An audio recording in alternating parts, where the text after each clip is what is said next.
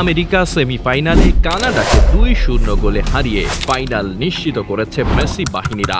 Alvarez এবং Messi জয়সূচক গোল দুটি করেছেন।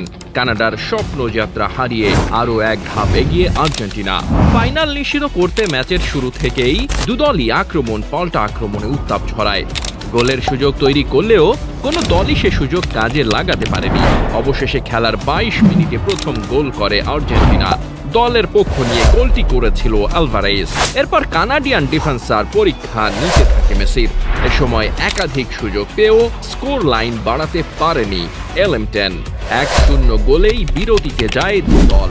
বিরতির পর মাঠে নেমে স্কোর শিটে নিজের নাম তোলেন লিওনেল মেসি।